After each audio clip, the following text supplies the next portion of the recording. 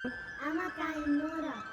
कहाँ जाने हो र उठो भैँसीलाई घाँस काट्न गइन लाग्यो खानासाना बनाएर खाएर स्कुल जा तेरो बाउ अझै उस्याएर उठे है यो आमा त कहिले निसाएर बोल्छ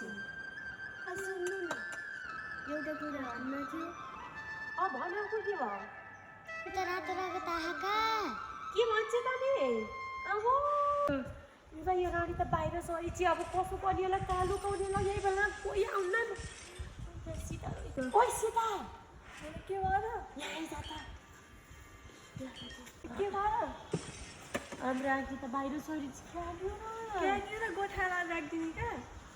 हो यहाँ मैले बिसानै छि गोठा आमाले किरा भालुले खाने हो के भन्ने हो नि के हो केही हुन्न त्यही गोठा छोड्यो हामीले यस्तैमा बसेका हामी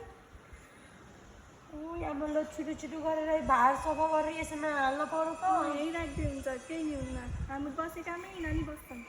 क्यारा राख्नु त्यहीहरू यहाँ त बिजोग भयो कहाँ हाम्रो आँखी त कति छिटो सरिचाका बाहिर मान्छे छ यही गोठा हालिदिन पर्छ अहिलेको यस्तो जमानामा के यस्तो सोचेको र यही घर राखे हुन्छ पुलभित्रले के होला केही भन्दैनन् पक्का अहिलेको जमानामा विश्वास केही नगर दे यही घर राख यो त कामसम्म त जान्छु बसेन ठिक यो पनि हिँडिहाल्यो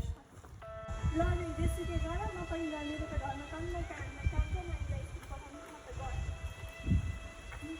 अहिले त मलाई नि फेरि पना लाग्यो भाइ यस्तो गोठा राखेर के आने हो र किरा भालुले खाने भयो त्यो नानीले भनेको कुरा त साह्रै चित्त बुझ्यो हो मान्छे यही कोठामा बस 3 दिनपछि स्कुलमा जाने पितरी बिग्रियो नि बिग्रियो सितरी बिग्रियो नि बिग्रियो